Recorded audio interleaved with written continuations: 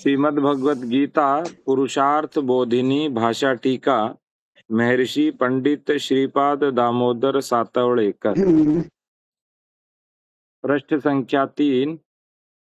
सामुदायिक पाप। यही अवस्था भीष्म पितामह, द्रोणाचार्य आदि की हो गई थी।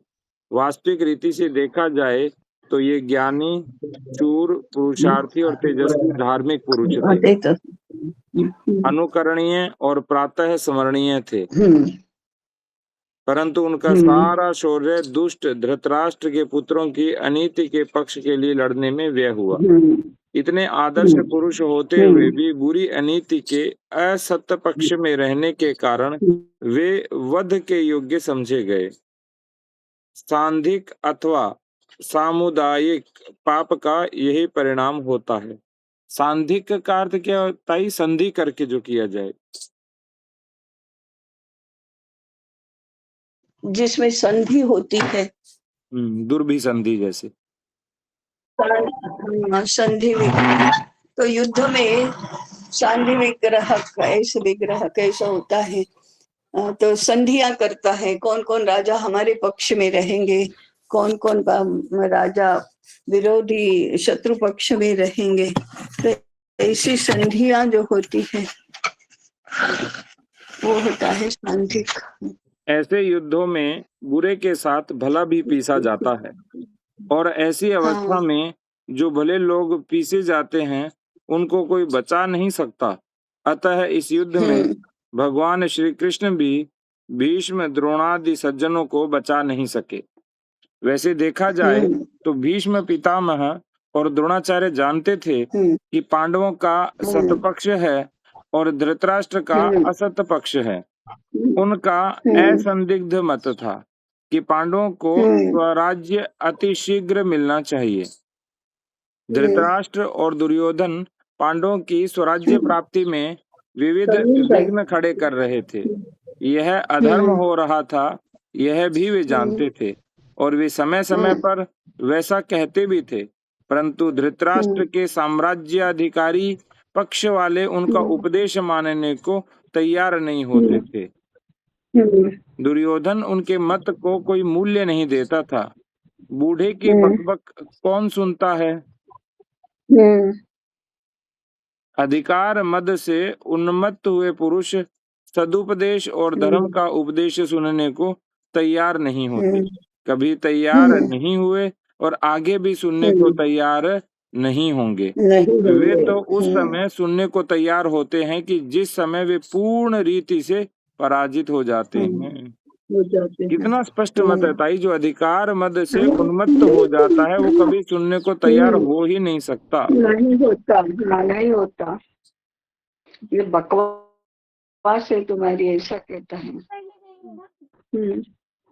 पाप से मृत्यु। दुर्योधन यह कहता था कि अपने पास 11 अक्षौहिणी सेना है। भीष्म, द्रोण, कर्ण जैसे महावीर सहायक हैं। संपूर्ण प्रकार के शस्त्रास्त्र हैं। साम्राज्य का संपूर्ण धन अपने पास है। इतना होने पर भी पांडवों की थोड़ी सी स्वराज्य विषयक हलचल से डर कर अपने हाथ में आया साम्राज्य क्यों छोड़ दें? पांडवों की सेना छोटी, उस सेना को बहुत अनुभव भी नहीं है।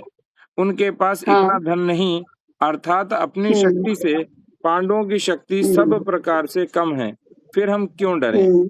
केवल युद्ध का बलाबल ही देखा जाए तो दुर्योधन का कहना सत्य ही था, परंतु वह यह नहीं जानता था कि अपने किए हुए अनेक पापों के कारण अपने सब योद्धा निहता पूर्वमेव। भगवत गीता 11:33 करीब। वैते निहताः पूर्वमेव निमित्त मात्रम भव सव्यसाचिन्। और ताई इनका कितनी अच्छी व्याख्या की है सातवलेकर जी ने कि अपने किए हुए अनेक पापों के कारण वो अयोध्या लगभग मरे, वो योद्धा लगभग मरे हुए ही हैं। मरे हुए हैं। वह दुर्योधन आंखें होते हुए भी इस बात को देखने के लिए पूरा अंधा था।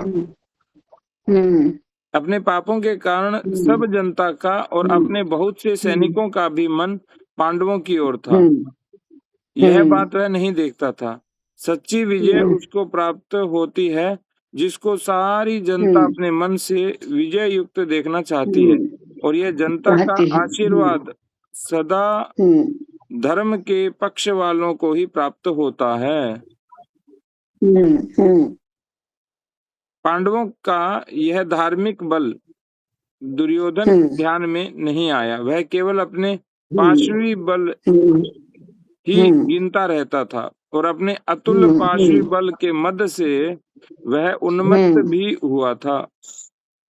परंतु अंधे धृतराष्ट्र के मन में यह बात दिन रात खटकती रहती थी।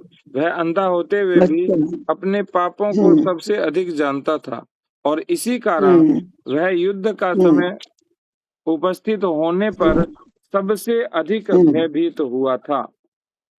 यह इसलिए भय वो नहीं गए कुरुक्षेत्र। हाँ, नहीं गए कुरुक्षेत्र, हस्तिनापुर में ही रहे।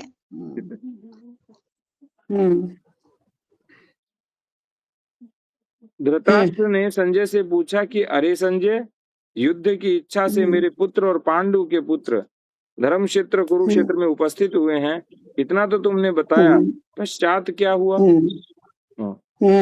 अपने आप का भय। यह प्रश्न पूछने में उसके मन के सामने अपने सभी पातक उपस्थित हुए। ऐसा स्पष्ट प्रतीत होता है। वह मन में कहता था कि हमने भीम पर विष प्रयोग किया, तो जल में डुबा दिया, लाक्षागृह में सब पांडवों को जलाने का यत्न किया, पांडवों की धर्मपत्नी पतिव्रता द्रौपदी को भी सभा में अनंत कष्ट दिया, पांडवों से कपट द्यूत करके उनका राज्य कपट से हरण किया, 12 वर्ष वनवास और 1 वर्ष अज्ञातवास के कष्ट दिए। इतना होने पर भी उन्होंने धर्म के अंदर रहकर कष्ट सहे, शक्ति होते हुए भी कोई अत्याचार नहीं किए, अनत्याचार वृत्ति से रहे, सब प्रतिज्ञा पालन करके वे अपना स्वराज्य वापस मांग रहे थे। वह हम उनको वापस नहीं देते। हमने उनको स्वराज्य वापस देने की कई बार घोषणा की थी, परंतु वह देने की इच्छा नहीं की थी। काल हरण करने की मनीषा से ही इतने हमारे द्वारा अत्याचार और कपट करने पर भी पांडवों ने अंत में 5 ग्राम ही मांगे, परंतु वे भी हमने नहीं दिए। कहा कि युद्ध के बिना रत्ती भर भूमि भी नहीं मिलेगी। ये सब अत्याचार हमने पांडवों पर किए, इतने हमने पाप किए। इन पापों के कारण जनता के मन की वृत्ति पांडवों के अनुकूल और हमारे प्रतिकूल हुई। इस कारण यद्यपि हमारा पक्ष पाशवी शक्ति से प्रबल है, तथापि आत्मिक शक्ति से हमारा पक्ष बहुत दुर्बल हुआ, और पांडवों का पक्ष तो उनकी धर्म के साथ स्थिति होने के कारण उनका आत्मिक बल कई गुना हमसे अधिक हुआ। धृतराष्ट्र की यह चिंता थी। रात दिन वह मन ही मन इस चिंता से जल रहा था, और इसी कारण युद्ध की उपस्थिति होने पर वह आतुरता के साथ पूछ रहा था कि युद्ध का आगे क्या हुआ। धर्म वचनों का दुरुपयोग। अन्याय से दूसरों का राज्य हरण करने वाले और कपट से उसका अधिकार स्थिर करने का यत्न करने वाले धर्म वचनों को भी अपने अनुकूल बता देने का यत्न करते हैं। जिन लोगों में युद्ध निवारक धर्माभास के भाव को जागृत करना, संपूर्ण मानवों के हित का विचार करना, उनके मन में भर देना, उनको युद्ध के संघार से निवृत्त करना, इसी प्रकार जगत नश्वर है इत्यादि विचार उनमें स्थिर करना इत्यादि का प्रयोग भी धृतराष्ट्र के पक्ष वालों ने पांडवों पर ही किया था। कहते हैं कि शैतान भी धर्म पुस्तकों का वचन अपने पक्ष में करने के लिए उद्धृत करता है। तो ये ताई अप्रत्यक्ष रूप से टोंट तो नहीं कसा गया? हाँ, नहीं, ये हमेशा वो झूठे होते हैं, अप्रामाणिक होते हैं, दुष्ट और अनिष्ट होते हैं तो भी अपना तर्क सिद्ध करने के लिए धार्मिक वचन ही उद्धृत करते हैं। देखो भगवान ने भी कहा है, शास्त्र ने भी कहा है, ऐसा करते हैं। दुर्योधन भी ऐसे ही करता था।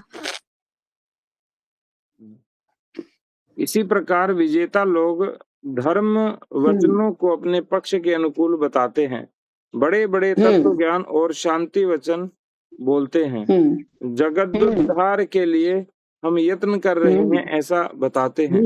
इस सब का ट्रम्प कर रहा तात्पर्य है यह ना, है कि जीता है। ट्रम्प कर रहा है ना, राहुल गांधी कर रहा है ना। संविधान संविधान हमारे पक्ष में है, संविधान की रक्षा करो, नहीं कर रहा है ना, तो अपना पक्ष तो सही है ऐसा करने के लिए ये सब बोल रहे हैं। मानवतावादी बनो, सामाजिक न्याय दो, न्याय यात्रा, ऐसा ऐसा सारा अपने पक्ष में बोलेंगे।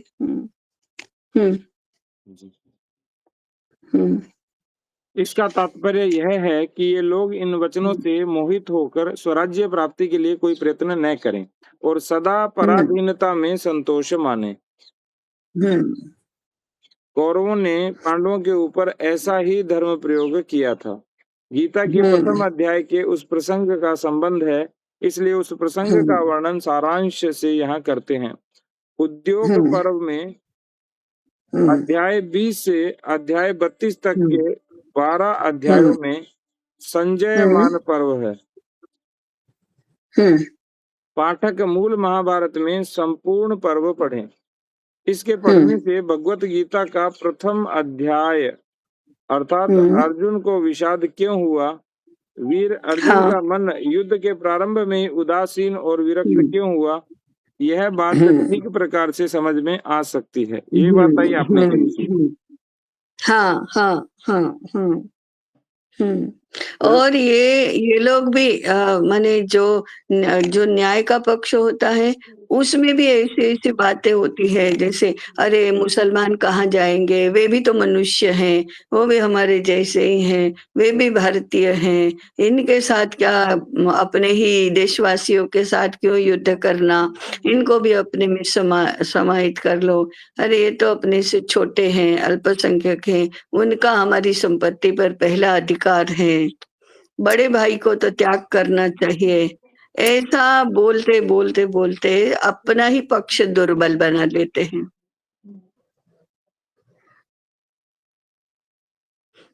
ये मुसलमान नहीं होते हैं, हिंदू ही होते हैं, वो ऐसा ऐसा ऐसा बोलते हैं सब। हिंसा में नहीं मानते, अहिंसा परमो धर्म, ऐसे बातें बोलते रहेंगे। मानवता की, धर्म की, करुणा की, दया की, मैत्री की, स्नेह की। अरे फिर कितना विनाश होगा, देश की समृद्धि नष्ट हो जाएगी, कितना नुकसान होगा, हम तो पीछे चले जाएंगे, 100 वर्ष पीछे चले जाएंगे। ऐसी बातें बोल बोल कर न्याय का पक्ष है उसको ही दुर्बल बना देते हैं। उनके ही मन में सारी द्विधा, इसलिए तो अर्जुन कहता है ना, उत्साद्यन्ते जाति धर्मा कुल धर्माश्च शाश्वताः उत्सन्न कुल धर्माणाम मनुष्याणाम परंतप नरके नियतम वासो भवतीत्यनुशुश्रुमा। नरक में वास होता है, हमारे स्त्रीषु दुष्टासु वार्ष्णेय जायते वर्ण संकरः। सब जाति धर्म नष्ट होंगे, कुल धर्म नष्ट होंगे, हमारी स्त्रियां दुष्ट होंगी, फिर नरक में जाएंगे हम सब। इसलिए अहोबत महत पापम, हम तो पाप करने पर ही तुले हैं, ऐसा राज्य प्राप्त करके क्या करना है। अर्जुन बोलने लगता है, कितना इसका प्रभाव होता है देखो।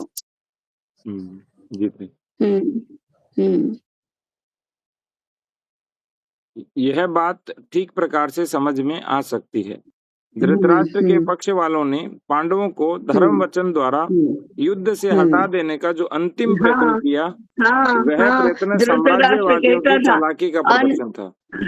अंत में कहा, अरे दुर्योधन तो नासमझ है, दुर्बुद्धि है, उसकी ओर क्या देखना। लेकिन युधिष्ठिर को कह तुम तो समझदार हो, तुम तो धर्मभीरु हो, तुम तो सत्यवादी हो, तुम्हें समझना चाहिए, बड़ा भाई होकर तुम क्षमा कर दो, ये तो है ही दुष्ट और नासमझ बुद्धिहीन।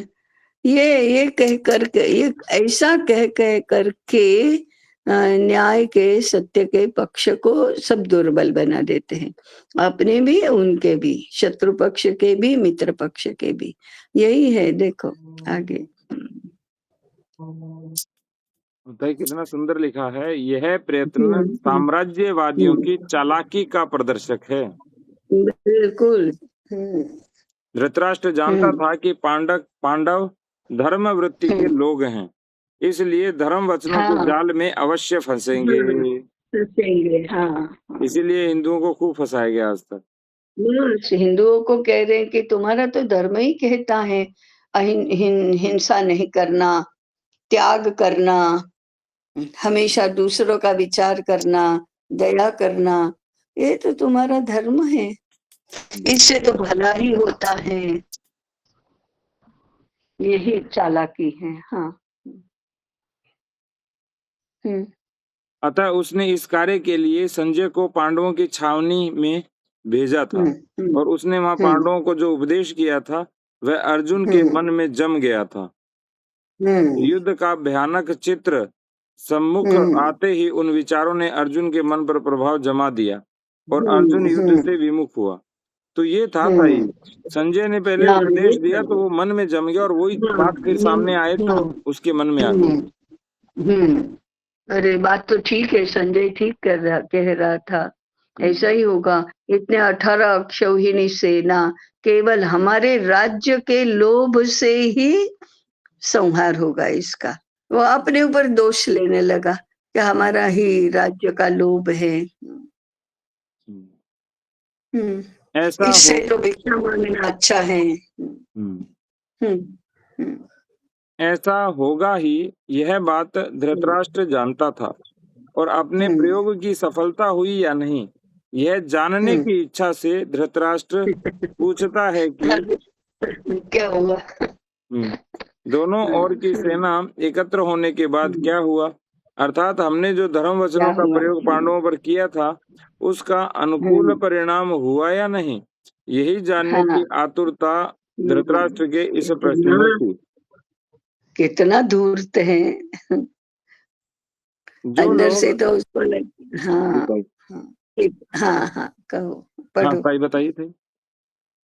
नहीं नहीं, वो अंदर से तो जानता ही था कि इनको हराना है, इसलिए वो उकसा, इसके लिए वो धर्म वचन कह के कर, संजय के माध्यम से कहलवा कर उसने वो परिणाम की प्रतीक्षा कर रहा था कि हाँ ऐसा ही होगा।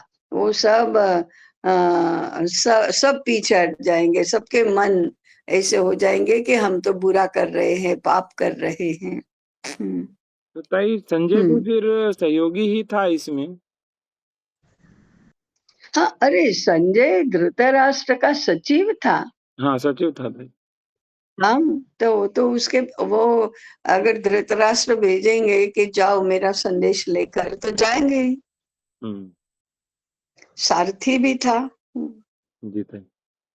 हम्म, जो लोग संजय यान पर्व के अनुसंधान से भगवत हम्म, गीता का प्रथम अध्याय पढ़ेंगे वे ही हम्म। इस अध्याय का मर्म समझ सकते हैं। अच्छा। हम्म, इसलिए पाठकों उद्योग को पर्व 12 से 32। हम्म 20 से 32। जी हम्म, ताई। और हम्म, ताई ये आज तक किसी हम्म। ने नहीं बताया, नहीं जबकि बताया, मुझे भी आज ही पता चला। जबकि नहीं बताया। सुंदरकांड में जब हम देखते हैं तो सुंदरकांड हम्म, सीधा हम्म। सुंदरकांड से शुरू नहीं होता, पिछले हाँ, वाले दोहे से आरंभ करते हैं उसे। अच्छा, किष्किंधा कांड के अच्छा। अंतिम जो 30वां हाँ, दोहा है वहां से आरंभ होता है, अच्छा, अच्छा। ताकि एक बैकग्राउंड मिले। हाँ, हाँ, हाँ, हाँ। इसलिए पाठकों से सानुरोध प्रार्थना है कि वे उद्योग पर्व के प्रारंभ ये अध्याय हम्म, 20 से 22 तक 12 अध्याय सूक्ष्म दृष्टि से हम्म। पढ़ें। पाठकों की सुविधा के लिए हम अच्छा। यहाँ सारांश रूप में वह बता देते हम्म, हैं। अच्छा अच्छा। अब वो अध्याय ताई 3-4 पैरा में आएंगे। हाँ हाँ। उद्योग पर्व अध्याय 22 में धृतराष्ट्र संजय से कहता है कि हे संजय, पांडवों की छावनी में जा और उनसे यह कह कि धृतराष्ट्र पांडवों का हित चाहता है, पांडवों के गुणों का वर्णन करता है और पांडवों को वापस आए देखकर उनको बड़ा ही आनंद हुआ है। धृतराष्ट्र पांडवों से युद्ध नहीं करना चाहता, अपितु पांडवों से संधि करना चाहता है, इसलिए पांडव भी संधि करने के लिए सज्ज हो जाएं। हे संजय, ऐसी दशा, ऐसी ऐसी शांति की बातें कहकर पांडवों का युद्ध विषयक उत्साह ठंडा पड़ जाए, ऐसा यत्न कर। इससे स्पष्ट होता है कि धृतराष्ट्र शांति करने का इच्छुक नहीं था, परंतु स्वराज्य प्राप्ति के लिए युद्ध करने के पांडवों के उत्साह को कम करने का इच्छुक था। देखिए, साम्राज्यवादियों की राजनीति कहाँ कहाँ तक गहरी होती है। आगे चलकर अध्याय 24 में संजय पांडवों से कहता है, हे धर्मराज, देखो सब पांडव सज्जन हैं, कठिन प्रसंग में भी धर्म का अतिक्रम आप नहीं करते, आप धन्य हैं, आपने तो कौरवों के इतने अपराधों को क्षमा किया है। ऐसे धर्मात्मा आप सब अपने ही भाइयों का, दुर्योधनादि का वध करने का घोर कार्य करेंगे, यह कदापि नहीं हो सकता। कम से कम मेरा मन तो यही कहता है कि ऐसा आप ऐसा कर ही नहीं सकते। हाँ, कि ऐसा कुलक्षय आप कभी नहीं करेंगे। हे धर्मराज, क्षत्रियों का धर्म तो केवल कसाईयों का धर्म है, वह आप जैसे धर्मात्माओं के लिए शोभा नहीं देता। मैं निश्चय से मानता हूँ कि आप ऐसा क्रूर कर्म, युद्ध कर्म कभी नहीं करेंगे। आप जानते ही हैं कि बूढ़ा धृतराष्ट्र आपसे कितना प्रेम करता है, परंतु वह बेचारा करेगा क्या? साम्राज्य मद से अंधा हुआ सुयोधन उसकी सुनता नहीं है क्या? इसलिए उनके सब पुत्रों को मारकर बूढ़े धृतराष्ट्र को पुत्र शोक में डालने के लिए आप प्रवृत्त होंगे? यह तो आपके धर्म भाव के लिए सर्वदा अनुचित है। हे अजात शत्रु, तुम्हारे मन में शत्रु भाव भी नहीं है। धन्य हो, तुम ही सच्चे धार्मिक हो। तुमने इतने दुख सहन किए और अपना धर्म रक्षण किया। क्या ऐसे तुम इस समय कौरवों से शांति का बर्ताव नहीं करोगे? हे धर्मराज, तुम्हारे सब भाई धर्मात्मा हैं, इसलिए कुल क्षय हटाना अब तुम्हारे हाथ में है। मैं समझता हूँ कि सबको सुख प्राप्त हो। यदि ऐसी तुम्हारी इच्छा है तो तुम इस समय कौरवों से संधि करो और अपने कुल की रक्षा करने का यक्ष संपादन करो। देखो देखो भाई, इतनी कितना धूर्तता की थी।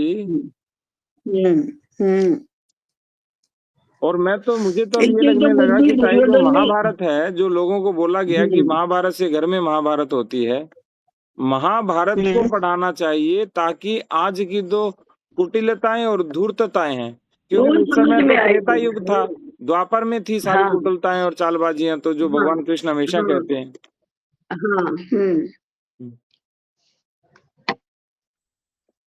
महाभारत का मुख्य व्यक्ति धृतराष्ट्र। अध्याय 25। हे पांडवों, धृतराष्ट्र तो शांति करने के लिए अत्यंत उत्सुक है। आप सभी पांडव जन्म से दयालु, धर्मात्मा और उदार हैं। आप जैसे सज्जनों को युद्ध जैसा क्रूर कर्म करना कदापि योग्य नहीं है।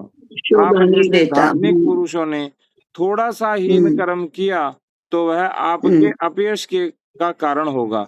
कौरव तो दुष्ट हैं ही, उनके नीच कर्मों की तो कोई सीमा ही नहीं है, परंतु आप वैसे नहीं हैं।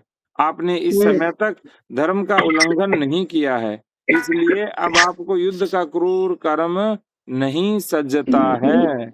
देखिए ताई, यही याद बताते हैं, यानी दुष्ट दुष्टता करे और उसकी दुष्टता दूर नहीं करें, ये काहे की सज्जनता। बस वही कि तुम तो सज्जन हो, दुर्जन यदि दुर्जनता नहीं छोड़ता है तो सज्जनों को सज्जनता क्यों छोड़नी चाहिए? तो हमें गोविंद राव नहीं बनना था। गोविंद भोला बनना। नहीं बनना। अच्छे बनो, भोले नहीं। इसलिए अब आपको युद्ध का क्रूर कर्म नहीं सजता है। इस युद्ध में जय मिली तो भी वो आपकी पराजय के समान ही है, और इसमें कुल क्षय तो निसंदेह होगा। इसलिए आप जैसे धार्मिक लोगों को यह घोर युद्ध करना उचित नहीं। किस पक्ष की जय होगी यह भी नहीं कहा जा सकता।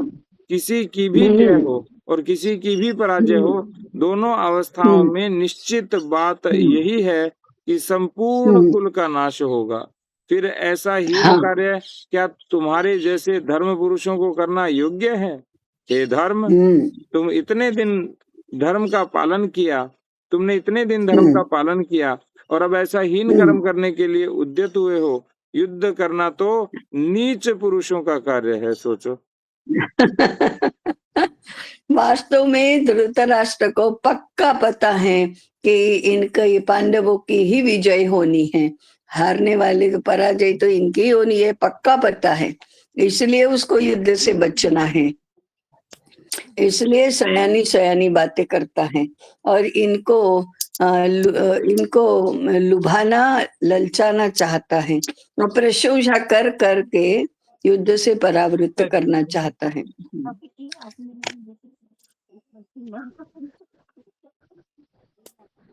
तुम्हारे जैसे धार्मिक लोगों को यह उचित नहीं है।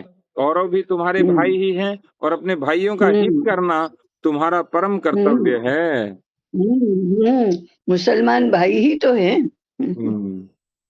और पहले भी तुमने ऐसा ही किया। जिस समय गंधर्वों ने कौरवों को पराजित करके बांध दिया था, उस समय तुम पांडवों ने ही उनकी रक्षा की थी।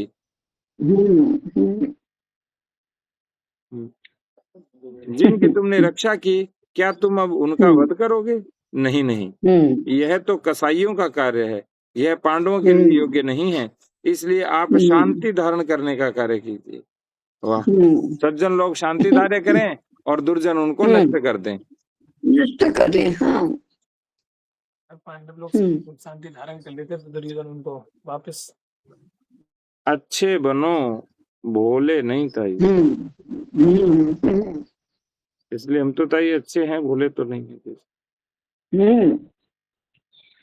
भोले नहीं बनाए, दुनिया बेवकूफ बना दे हमको। ऐसे तो बेवकूफ थोड़े हैं, बेवकूफ तो मुसलमान होते हैं। हमारे एक लेखक थे, कहानियां लिखते थे, पाठ हमको पढ़ने में कहानी आती थी। वो गए, देखो कोई गरीब दरिद्र ऐसा वर्णन करना है तो ब्राह्मण का वर्णन करो, गरीब ब्राह्मण। ऐसे बेवकूफी की का उदाहरण देना है तो मियाँ बाई है, बेवकूफ मियाँ। अध्याय 27। हे धर्मराज, तू तो धर्मात्मा है, तू जानता है जीवन नश्वर है।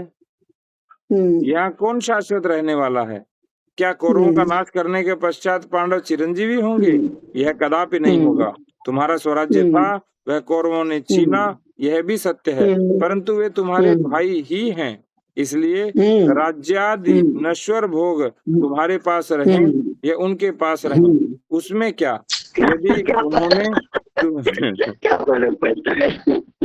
जी ताई, इसलिए राज्यादि नश्वर भोग तुम्हारे पास रहें या उनके पास रहें, उसमें क्या? यदि उन्होंने तुम्हें स्वराज्य न भी दिया तो तुम भिक्षावृत्ति से उत्तम धर्म का पालन कर सकते हो।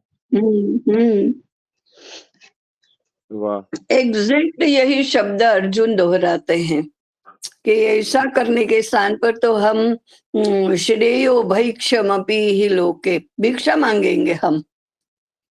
अब पता चला अर्जुन क्यों बोले और भगवान ने वो उपदेश भी क्यों दिया। अब भगवान कृष्ण भी अपने आप क्यों बोलते हैं, वो भी इस प्रसंग से समझ आता है। समझ आता है।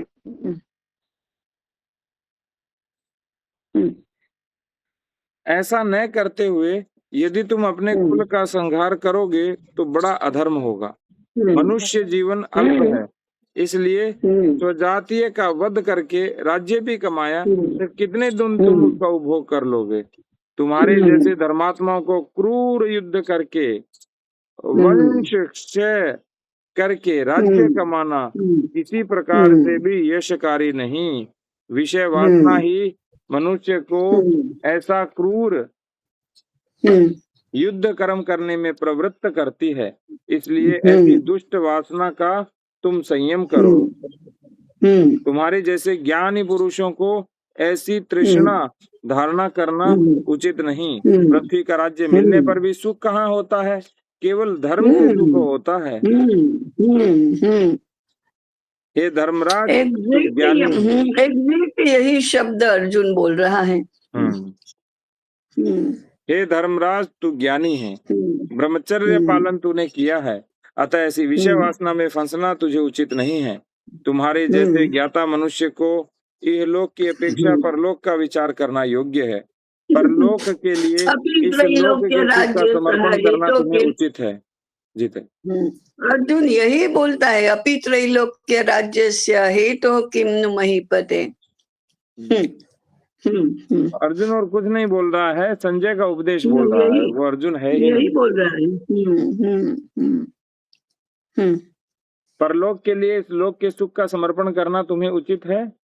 तुम चाहे योग साधना करो, ध्यान धारणा में रत रहो, और इससे परलोक की प्राप्ति होगी। ऐसे क्रूर युद्ध से क्या लाभ होगा।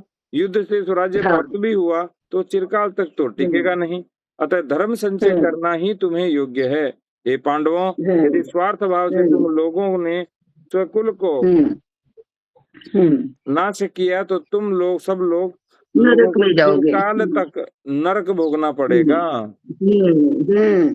हे धर्मराज, तुमने इस समय तक क्रोध का आश्रय नहीं किया है, परंतु आश्चर्य है कि इतने समय के पश्चात तुम्हें विपरीत बुद्धि हो रही है।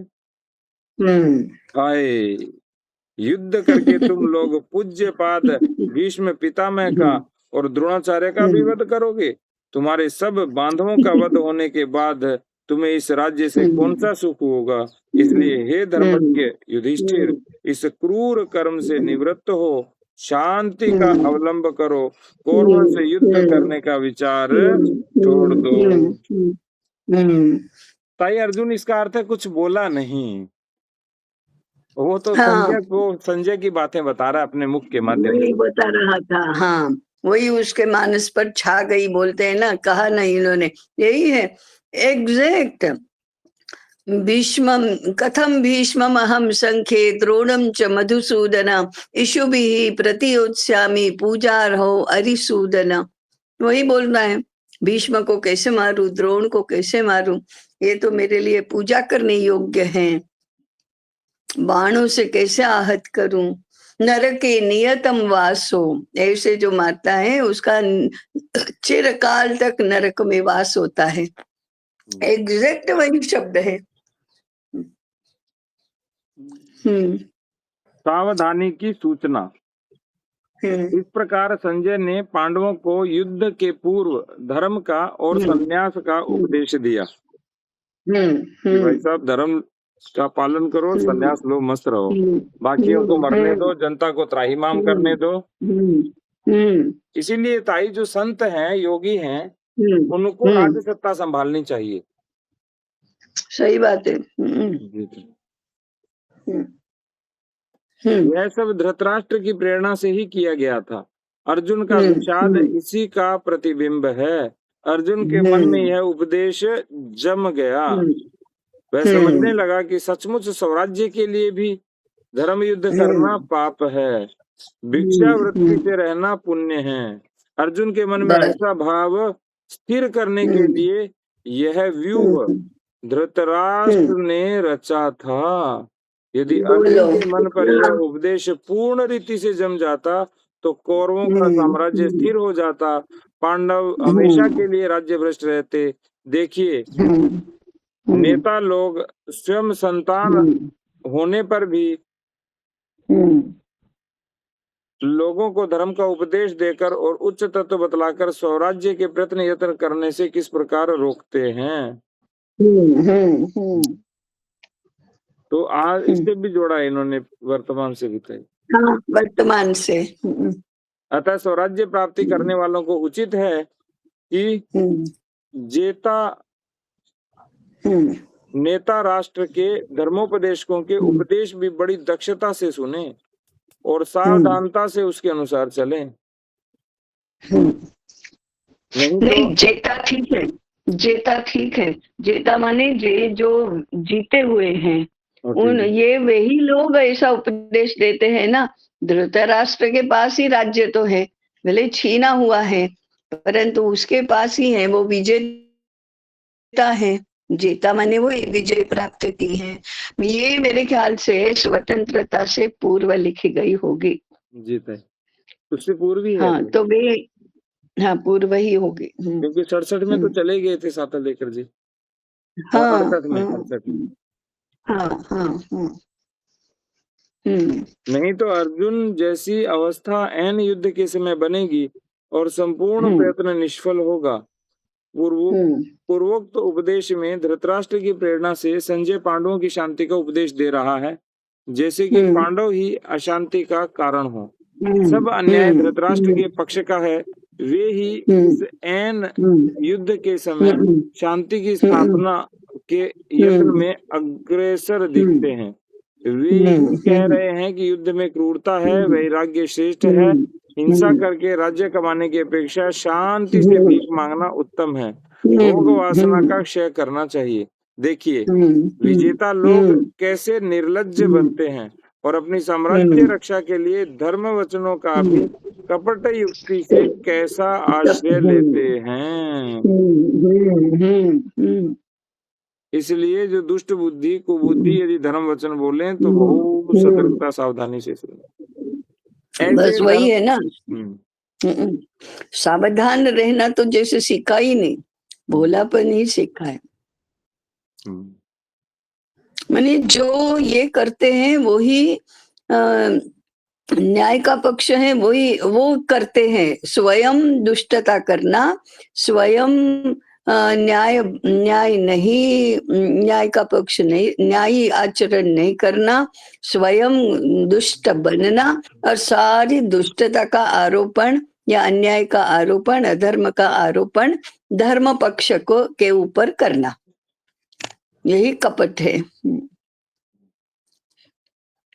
ऐसे धर्म वचनों का प्रयोग धृतराष्ट्र ने पांडवों पर किया था और वो समझता था कि इस प्रयोग का परिणाम पांडवों पर अवश्य होगा, क्योंकि पांडव धर्म के अनुगामी हैं।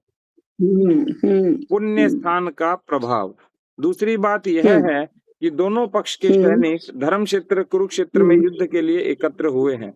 साधारण चोर लुटेरे भी धर्म क्षेत्र में गए हैं तो कुछ न कुछ धर्म प्रवृत्ति करते ही हैं। तीर्थ क्षेत्रों में अन्य स्थानों की अपेक्षा धर्म की प्रवृत्ति अधिक रहती ही है। इसलिए धृतराष्ट्र समझता है कि अपनी प्रेरणा से संजय द्वारा किया गया उपदेश धर्म क्षेत्र कुरुक्षेत्र में जाने के पश्चात पांडवों के मन पर अधिक परिणाम करेगा और प्रायः जीताई। कितनी साइकोलॉजी समझता है धृतराष्ट्र। जीताई मनोविज्ञान का विद्यार्थी होगा, अजी डोबल रहा होगा।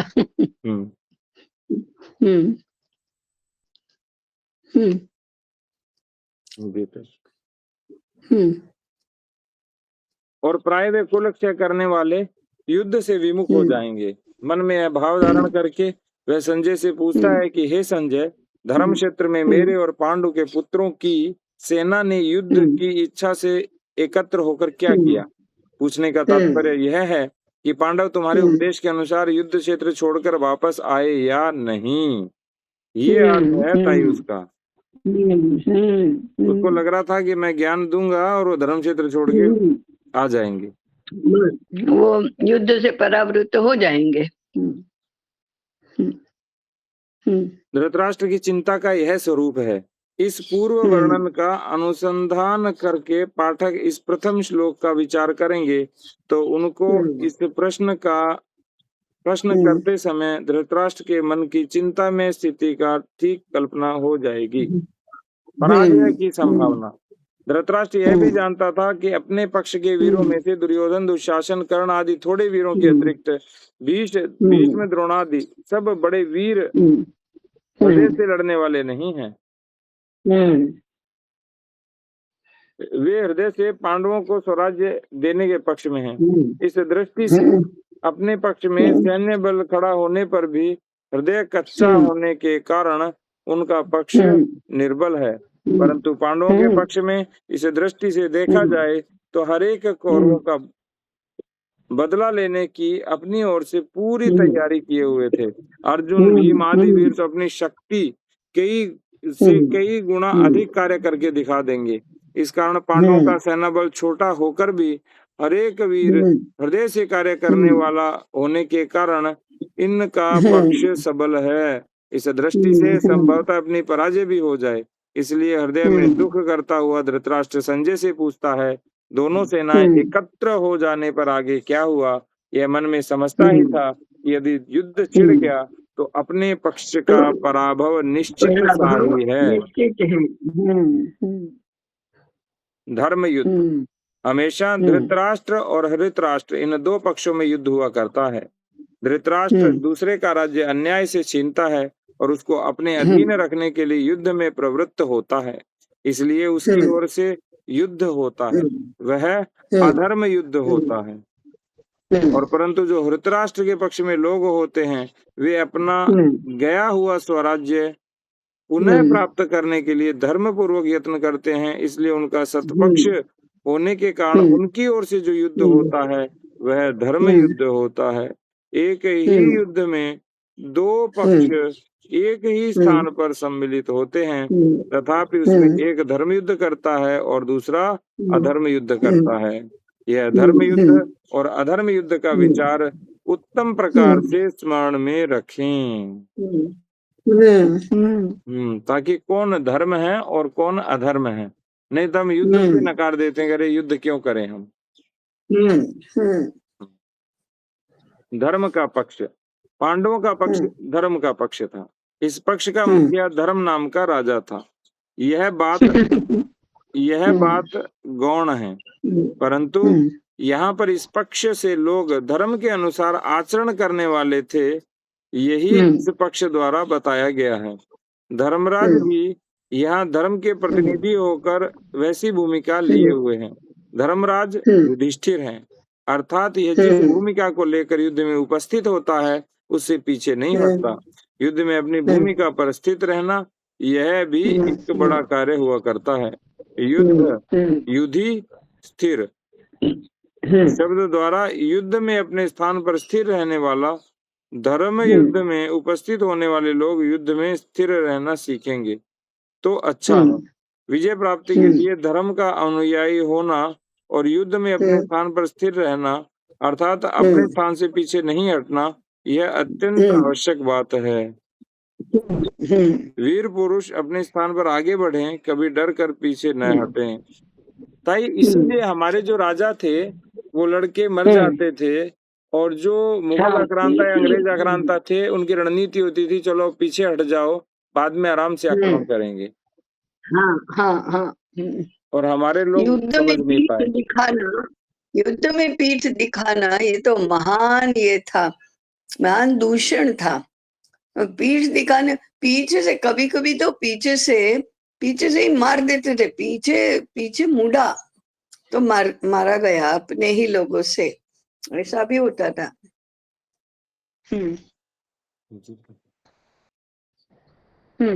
द्वेष भाव रहित मन, यह धर्मराज अजात शत्रु भी है, जिसका कोई शत्रु नहीं। कम से कम जो किसी से द्वेष नहीं करता, जो किसी हिंसा या हानि करना नहीं चाहता, शत्रु से भी द्वेष नहीं करता, शत्रु का भी सुधार होने का यत्न करता है, शत्रु के भी गुण देखता है। यह धर्म की भूमिका है, जिसके मन से, वाणी से, कर्म से द्वेष भाव दूर हुआ है। जो शत्रु से भी द्वेष नहीं करता, प्रत्युत जो शत्रु के भी गुण देखता है, वह अजात शत्रु पांडवों का धुरीण है। सब पांडव इस अजात शत्रु धर्म की आज्ञा शिरोधार्य मानकर उस आज्ञा के अनुसार चलने को अपना कृत्यता सब मानते हैं। अर्जुन जैसा सव्यसाची वीर, भीम जैसा बलवान योद्धा, नकुल सहदेव जैसे अद्वितीय शूर पुरुष अपने अपने मतभेद रखते हुए भी अनत्याचारी, शांततावादी, अजात शत्रु, धर्म की आज्ञा अपने मत के विरुद्ध होने पर भी प्रतिकूलता का भाव न बताते हुए मानते हैं, उनके अनुसार आचरण करते हैं। इसी में उनका बल है। वस्तुतः देखा जाए तो धर्म राज की अनत्याचारी, समतावादी, अजात शत्रु था। भीम तो स्वभावतः मुसली बलराय के समान अनत्याचारी ही था। मुसली बलराय कौन था ताई? नहीं, मुसली बलराय माने जिसके हाथ में मूसल का बल है। मूसल माने वो मूसल होता है ना, इतना ज्यादा अधिक बल उसके में है, और दे धनाधन, दे धनाधन, ऐसा ही जो करता है वो मूसली बलराय, कि उसका बल किसमें, मारो पीटो ठोको, यही है। उसमें बाहुबल भी है, उसमें हाथ में जो आया उससे मारना, वो मूसली बल है। वो मुझे नहीं लगता कि किसी कोई एक व्यक्ति का नाम होता, जैसे हम कहते ना पापड़ तोड़ पहलवान, तो ये पापड़ तोड़ कोई व्यक्ति का नाम नहीं है। उसके पहलवानी क्या है, पापड़ तोड़ेंगे, माने सच्ची पहलवानी नहीं है, वो तो दिखावे की पहलवानी है। पहलवानी कहाँ, पापड़ तोड़ने में। ऐसे ये मूसली बलराय है, माने वो हाथ से मारना, ऐसा बाहुबल से, जैसे अस्त्र बल है। अब तीर से मारना तो वो तो मिसाइल्स की तरह है, अस्त्र और शस्त्र, तो उसमें तो मंत्र बल चाहिए, अस्त्र से मारना। तो ये अस्त्र बल तो बाद में, उसके तो हाथ में गदा है, सीधा सीधा हाथ में जो है, हाथ की ताकत से, शरीर की ताकत से मारने वाला।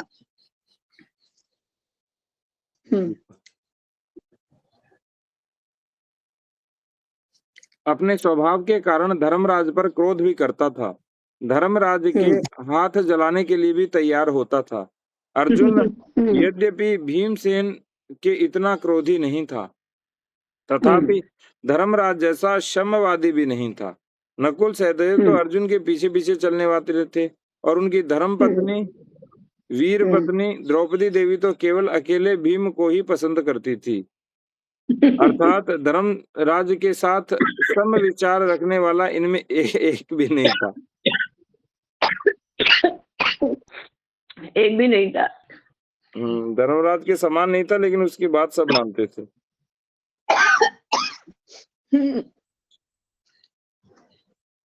वस्तुतः देखा जाए तो ऐसा प्रतीत होता है कि धर्मराज की अनत्याचारी अहिंसक वृत्ति से सभी इतर पांडव त्रस्त हुए थे। इतना मतभेद होने पर भी धर्म की आज्ञा सब मानते थे, और अंत तक किसी ने भी धर्म आज्ञा का उल्लंघन नहीं किया। मानो धर्मराज का धर्म ही अनत्याचार था, और अन्य के ने नीति के लिए वैसा बनाया था। यदि स्वराज्य आंदोलन करने वालों का अनत्याचारी धर्मराज नेता माना जाए, तो उसके नीचे नीति से अनत्याचारी बने हुए अन्य लोग काम करते थे, ऐसा मानना पड़ेगा।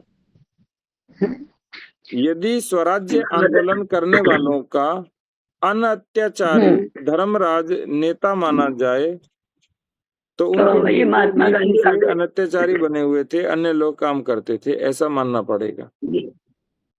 आ गए महात्मा गांधी। कहा युधिष्ठिर और कहा महात्मा गांधी।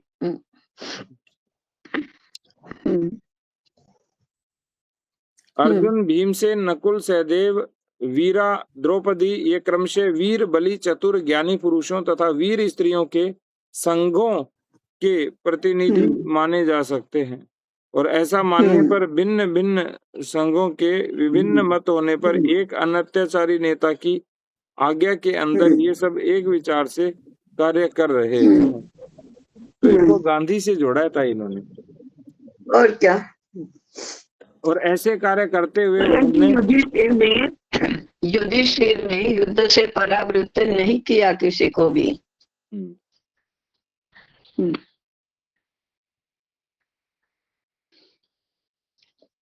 ऐसे कार्य करते युधिष्ठिर हम्म, युधिष्ठिर की आज्ञा सब मानते थे और वह अनत्याचारी अहिंसावादी थे, तो भी उन्होंने युद्ध से किसी को परावृत्त नहीं किया, स्वयं भी युद्ध किया। और युधिष्ठिर का जो अपना शस्त्र था वो तलवार था। हम्म, तलवार से युद्ध करने में युधिष्ठिर की सानी कोई नहीं रखता था। हम्म। जैसे भीम गदा युद्ध करता था, अर्जुन बाणावली था, ऐसे युधिष्ठिर तलवार से युद्ध करने वाले थे। तो कम कम पराक्रमी भी नहीं थे, और उन्होंने इस युद्ध में बहुत पराक्रम किया भी, इसलिए वो शुद्ध गांधी तो नहीं है। ऐसे कार्य परंतु कर वो असली असली धर्मवादी है, हम्म, सूडो धर्मवादी नहीं है, जी सर। जो उकसाते हैं कि अरे अपने छोटे भाई हैं उनके लिए त्याग करो। इतने धूर्त या इतने कपटी नहीं है युधिष्ठिर। वो कपटी धृतराष्ट्र हैं। हम्म ऐसे कार्य करते हुए उन्होंने अपनी उत्तम संघटना की, यह बात स्पष्ट हो जाएगी हम्म यदि विभिन्न मत के हम्म प्रथम हम्म वीर मत हम्म के वीर प्रथम समय में धर्मराज के अनत्याचारी मार्ग में न रहने और स्वयं अत्याचार करने में प्रवृत्त हो जाते, तो कौरव वीर हम्म इनको बिना अनायास हम्म पीस डालते और इनके ऊपर उठने की हम्म आशा न होती। हम्म हम्म परंतु धर्मराज की सहज धर्म प्रवृत्ति होने और धृतराष्ट्र के पक्ष हम्म वालों के लिए किए गए अनेक पाशवी अत्याचार चुपचाप सहते हम्म रहने से संपूर्ण हम्म जनता की सहानुभूति और हम्म कई कौरव हम्म वीरों की भी अनुकूल बुद्धि हम्म पांडवों के लिए सहायक हो गई। हम्म तो ये थोड़ा गांधी के ऊपर आ गया, ये तो सही नहीं लगा मुझे कि अत्याचार सहते रहने से ये हुआ। हाँ हाँ हाँ हम्म। परंतु गांधी में और युधिष्ठिर में काफी अंतर है, भले ही वो गांधी के अनत्याचारी है, तो अत्याचारी तो देखो, क्षत्रिय राजा जो सम्राट और चक्रवर्ती होता है वो अनत्याचारी ही होता है। राम ने युद्ध किया ही ना सबके साथ, कितने राक्षसों का वध किया, रावण के साथ युद्ध किया, तो राम क्या अत्याचारी थे? राम अत्याचारी नहीं थे। कृष्ण क्या अत्याचारी थे? नहीं थे। तो ऐसे धर्मराज कहना तो अनत्याचारी कहना, ये केवल युधिष्ठिर का ही लक्षण तो नहीं हो सकता। हाँ, ये ठीक है कि सभी महापुरुष हैं, वो पराक्रमी होते हुए भी अन्याय नहीं करते, अन्याय करके नहीं मारते, लेकिन लेकिन मारते नहीं अत्याचार नहीं ऐसा तो सहना। नहीं है। अ- अत्याचार सहते भी नहीं है। और अत्याचार, अति आचार माने जो न्यायी कृत्य है, अच्छा कृत्य है, उसका अतिक्रमण नहीं करना, न्याय दृष्टि, धर्म दृष्टि, इसका उल्लंघन नहीं करना, अतिक्रमण नहीं करना। परंतु इसका अर्थ ये नहीं है कि मारना नहीं किसी को। मारा है, युधिष्ठिर ने भी बहुत मारा है, राम ने भी बहुत मारा है, विक्रमादित्य ने बहुत मारा है, इसलिए वो तो छोड़ो, महात्मा गांधी का संदर्भ ही छोड़ दो। जी सही। और इस कारण अंत में स्वराज्य प्राप्ति के अंतिम युद्ध में विजय होने योग्य शक्ति इनको प्राप्त हो गई, अर्थात हम्म अनत्याचारी वृत्ति से रहकर आत्मोद्धार के हम्म मार्ग से जाते हुए होने वाले हम्म अनेक कष्टों को शांति से सहन करने से जनता की सहानुभूति का अद्वितीय बल प्राप्त होता है। हम्म हम्म यह बल प्रथम से अत्याचार करने वालों को कभी प्राप्त नहीं हो सकता, यह बात निसंदेह सत्य है। ताई इसमें थोड़ा मैं इस रूप में भी इसको कह सकता हूँ कि कई बार जनता कहती है अरे ये तो बिल्कुल दुर्बल अत्याचार सहता रहता है। यदि आप अधर्मी का नाश करते हैं तो जनता का बल अधिक प्राप्त होता है। हाँ हाँ। हम्म, और जो धैर्य रखता है उसके प्रति भी जनता प्रारंभ में उसका प्रतिभाव ऐसा ही रहता है, अरे ये मोदी कुछ करते नहीं है, ये मोहन भागवत मुसलमानों को मिलने के लिए जाते हैं, जवाब क्यों नहीं दे देते, आक्रमण क्यों नहीं करते, इतना तो सैन्य बल है क्यों नहीं करते, पाकिस्तान को नष्ट क्यों नहीं कर देते, पीओके क्यों नहीं ले लेते, अभी ऐसा कहते हैं। परंतु वो सब सुनते हैं, सब सहन करते हैं, जनता जो भी कहती है वो सुन लेते, सहन करते हैं, प्रत्युत्तर भी नहीं देते हैं। समय आने पर वो अपनी पूरी शक्ति से फिर आक्रमण करते हैं, या जो भी करना है वो करते हैं। तो ऐसा तो रहता है। ईश्वर की सहायता। यहाँ दूसरी विलक्षण बात यह है कि काठियावाड़ द्वारका निवासी भगवान मनमोहन श्री कृष्ण पांडवों के संचालक और परम सहायक थे। ये सब प्रकार से ज्ञानी, शूरवीर और युद्ध विद्या कुशल होते हुए भी मैं हाथ में शस्त्र नहीं धारूंगा, मैं युद्ध नहीं करूंगा, ऐसी युद्ध न करने की अनत्याचार की प्रतिज्ञा करके पांडवों की सहायता करने के लिए आए थे। धर्मराज वैसा स्वभावतः क्षमवादी और अजात शत्रु था, और भगवान मनमोहन श्री कृष्ण इस प्रकार से युद्ध से निवृत्त रहने की प्रतिज्ञा किए हुए थे।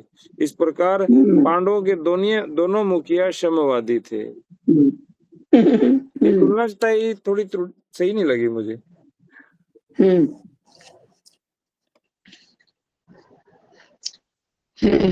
नहीं, युधिष्ठिर धर्मराज थे तो श्री कृष्ण तो धर्मावतार ही थे, धर्म को जानते ही थे, लेकिन उन्होंने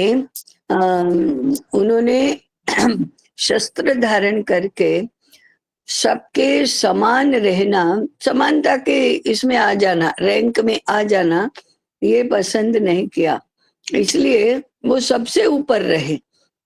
युधिष्ठिर सबसे मुखिया थे, तो ये तो मुखिया के भी मुखिया हो गए कि श्री कृष्ण जब दूसरों के समान नहीं हो जाएंगे, माने उतने नीचे नहीं उतरेंगे, तो उनकी बात ही चलेगी, क्योंकि वो अर्जुन के सारथी तो बने, इसलिए वो नित्य वहां उपस्थित है, कुछ भी कहने के लिए, करने के लिए, करवाने के लिए, इवन वो करवा भी तो रहे हैं, और हर छोटी बड़ी बात में उनके सहायक हैं। और भीष्म के प्रसंग आया तो भीष्म के सामने उन्होंने रथ का पहिया उठाया भी, चक्र की तरह इसका उपयोग करने के लिए उठाया भी। जयद्रथ को मारना था तो अपनी शक्ति से ही सूर्य के सामने बादल ये करके अंधेरा कर दिया, सूर्यास्त हो गया, नकली सूर्यास्त कर दिया, मायावी सूर्यास्त कर दिया, और जयद्रथ का वध करवाने के लिए करवाया उन्होंने। ये युधिष्ठिर से झूठ बोलवाया, अर्ध सत्य बुलवाया, नरोवा कुंजरोवा, तो उसकी प्रतिक्रिया तो थी कि युद्ध तो पांडवों को जीतना ही चाहिए, लेकिन उनकी भूमिका क्या रही, तो दूसरे योद्धाओं के समान ये न सेनापति बनेंगे। अब क्या बनते, अगर शस्त्र धारण करते तो उनका सेनापति सात्यकी बन जाता, धृष्टद्युम्न उनका सेनापति था पहले ही दिन से पांडवों की सेना का, तो धृष्टद्युम्न के अंदर ही नीचे ही काम करते, युद्ध करते, वो या तो सेना नायक बन जाते, या समय आने पर धृष्टद्युम्न के बाद सेनापति बनते, या ऐसे ही बनते। इससे तो ये भूमिका बहुत ऊंची है, बहुत ऊपर है। तो ये तथाकथित गांधी के अहिंसावादी तो नहीं थे, धर्म के लिए की जाने वाली दिखाई देने वाली हिंसा नहीं होती, अहिंसा ही होती है, ऐसा तो कहा ही है। तो ऐसे अहिंसावादी थे। पांडवों के ताई कौन कौन रहे थे? जैसे सेनापति धृष्टद्युम्न नहीं रहे ना अंत तक? हाँ, पहला तो धृष्टद्युम्न ही था, और फिर? उसके बाद का मुझे नहीं स्मरण है। जी ताई। और बात हम्म, और ताई ये भी है जो अभी आपने हम्म, बताया, क्योंकि वो हम्म, तो एक तरह से जो धर्मराज थे, जो मुखिया थे पूरी हम्म, सेना के, हम्म, उनके भी हम्म, मुखिया थे, इस रूप में भी वो नहीं आए, हम्म, लेकिन उन्होंने युद्ध करने से हम्म। रोका नहीं। गांधी ने तो रोका यानी नहीं, चोरा चोरी प्रवृत्त किया। कांड होने के बाद जब जब भारत स्वतंत्र हो सकता था, यदि थोड़ा समय और वो जारी हाँ, रहता, हाँ, तब रोक दिया। हाँ, हाँ, रोक दिया। हम्म। ये महात्मा गांधी की तो कहीं तुलना ही नहीं हो सकती इन लोगों से। और भगवान भगवान कृष्ण ने ऐसा थोड़ी है वहाँ रण में शस्त्र नहीं उठाए, समय आने पर शस्त्र उठाया भी। समय आने समय आने पर जो करना आवश्यकता था, हाँ, वो सजग रहकर किया, उसमें संकोच ही नहीं किया कि अरे मेरी प्रतिज्ञा थी और मैं प्रतिज्ञा भंग कर रहा हूँ, अरे मुझे असत्य नहीं बोलना चाहिए, असत्यवादी युधिष्ठिर से भी असत्य बुलवा रहा हूँ, अर्ध सत्य बुलवा रहा हूँ, ऐसा कभी भी उनके मन में कुछ भी नहीं आया और नहीं किया ऐसा। यह मानवीय जबकि दुर्बलता तो जीत है। हाँ, जबकि महात्मा गांधी ने तो जवाहरलाल नेहरू के लिए सब कुछ छोड़ दिया, कुछ भी नहीं रखा। न्याय, नीति, वचन, अ, व्यवहार, कुछ भी नहीं रखा। अब मुसलमानों के तुष्टीकरण के लिए तो देश को भी बांट दिया और कुछ भी कर दिया। उन्होंने कहा था मेरी लाश पर दो विभाजन होगा, तो उन्होंने जीते जी जाकर परामर्श दिया कि अब तुम्हारी शक्ति नहीं है और मेरी भी नहीं है, तुम विभाजन मान्य कर लो। वो ये कहा और कृष्ण कहा, कृष्ण ने कभी ऐसा नहीं किया। और इसमें भी क्या है, ये ध्वनित तो होता है। सातवड़ेकर जी ने अभी तक तो महात्मा गांधी का नाम नहीं लिया है, सजेस्टिव है वे। हाँ, और ताई ऐसा तो नहीं था कि वो गोविंद राव बन गए थे। हम सोचते हैं कई बार वो पिछू थे, वो गोविंद राव की तरह तो नहीं हो गए थे कहीं कौन? गांधी? गांधी गोविंदराव जितने भी भोले और सीधे नहीं थे। जी। गांधी से सीधे थोड़े थे, उनको सब समझता था, लेकिन धर्म के पालन में जो त्रुटि आ जाती है, कुतर्क आ जाता है कि कहाँ अप्लाई करना और कहाँ नहीं, इसका विवेक नहीं रहता, समझ अधूरी हो जाती है, तब ऐसे होता है। जब हम छोटे भाई के लिए बड़े भाई ने त्याग करना चाहिए, ये तो सत्य वचन है, धर्म वचन है, सज्जनों की बात है। वे छोटे भाई के लिए बड़े भाई का त्याग करो, बड़े भाई को त्याग करना चाहिए। मुसलमान हिंदुओं के छोटे भाई हैं, इसलिए उनके लिए त्याग करो, ये आधा सत्य हुआ। छोटा भाई यदि दुष्ट प्रवृत्ति का है तो उसका हाथ पकड़ो और दो तमाचे मारकर ठोक करके उसकी शान ठिकाने लाओ, ये भी तो बड़े भाई का कर्तव्य है। कर्तव्य भूल गए और ये इस प्रकार का कर्तव्य याद रहा कि छोटे भाई के लिए त्याग करो, परंतु छोटे भाई को अधर्म अन्याय का आचरण करने से रोको, और नहीं रुकता है तो उसको दंड दो, ये भी बड़े भाई का कर्तव्य है, वो नहीं याद रहा। इसलिए ये विवेक शून्य धर्म बुद्धि, विवेक नहीं रहा। जी। धर्म की दुहाई देकर भीरूपन जो है उसको उसको रक्षा कवच देना, वास्तव में वो डर रहे हैं, परंतु दुहाई धर्म की दे रहे हैं, कर्तव्य की दे रहे हैं। ऐसी तो बुद्धि के लिए ये तो फिसलन का मार्ग बहुत होता ही है। धूर्तता, कपट, इसके पक्ष में बुद्धि चली जाती है। क्योंकि पुराने विचार जमे हुए होते हैं ना ताई, वो हटते नहीं पीछे से। ये तो भगवान कृष्ण थे तो इतना जमा हुआ विचार हटा दिया, नहीं तो हटते भी नहीं। ये तो समय हुआ था। जबकि वो उनका भी नहीं है, सातवड़ेकर जी का है, उनका कहाँ है। अभी एकात्मता स्तोत्र में गांधी का नाम बाद में आया है, तो बहुत स्वयंसेवकों का रोष था कि गांधी का नाम क्यों अंदर आया। तो एक बार दत्तोपंत जी को किसी ने पूछा, स्वयंसेवकों ने, कि गांधी का नाम क्यों है इसमें। तो दत्तोपंत जी ने कहा, देखो गांधी के चरित्र के दो विभाग हैं, एक संत है और एक शैतान है। तो संत है उसको संघ ने लिया है, शैतान कांग्रेस ने लिया है। तो दत्तोपंत जी ने या एकात्मता स्तोत्र ने या सातवड़ेकर जी ने स्वीकार किया है, ऐसा स्वीकार करने की कोई आवश्यकता नहीं है। जी सही बात ही।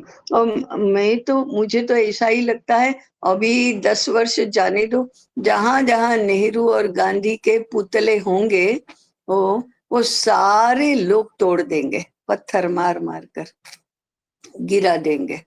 और जितने गांधी मार्ग, गांधी भवन, गांधी इंस्टीट्यूट जितने भी हैं, उनका नाम परिवर्तन हो जाएगा। नेहरू मार्ग और नेहरू ब्रिज और इंदिरा गांधी ओपन यूनिवर्सिटी और सबका बदल हो जाएगा। प्रणाम अभी ताई। 10-20 वर्ष बीतने दो। जी नमस्कार पंडित जी। ताई मेरा एक प्रश्न है कि जो हाँ, गांधी जी मतलब नोट पे जो रुपए कहानी पे गांधी जी का चित्र है, उसके लिए क्या करना चाहिए? अभी कुछ नहीं होगा, नहीं तो आपको पैसा नहीं मिलेगा उसका। जब तक रिजर्व बैंक ने प्रॉमिस किया है कि इस नोट को लाने वाले को 10 रुपया देंगे, वो नहीं मिलेगा आपको, इसलिए अभी कुछ नहीं करना। तो अभी कुछ नहीं करना, उससे जो सामग्री मिलती है वो खरीद करना, उसकी खरीद शक्ति नष्ट नहीं करना। समय आने पर करेंसी बदलेगी, उसमें चित्र बदलेगा। इसके लिए जो परिस्थिति निर्माण अनुकूल करना है, उसमें योगदान करो। वैसे ताई मेरा एक विचार और है कि मतलब एक ऐसी मन की भावना है जानने का कि जिस समय गांधी जी समय जो गांधी जी का जो समय था, उस समय में ऐसा कोई प्रभावशाली व्यक्ति या उचित व्यक्ति ऐसा कोई था जिसकी मतलब इनके स्थान पे नोट पर फोटो होनी चाहिए थी, चित्र होना चाहिए था?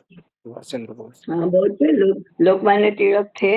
लोकमान्य तिलक आपको इतना बड़ा नाम था। इंडोनेशिया की करेंसी पर राम का चित्र है, पता है आपको? नहीं ताई। गणेश का चित्र है, पता है आपको? तो ऐसे यहाँ पे बहुत लोग हो गए हैं, राम भी है। उस समय लोकमान्य तिलक तो थे ही, वो लोकमान्य देश की जनता उनको मान्य करती थी। या जिन्होंने स्वतंत्रता का आरंभ किया था, माननीय सुभाष चंद्र बोस जी। हाँ वो भी है, लेकिन लोकमान्य है। जी ताई। चलो ठीक है, वो तो हमको समर्थ होना है। हम समर्थ नहीं होंगे तब तक कुछ नहीं होता।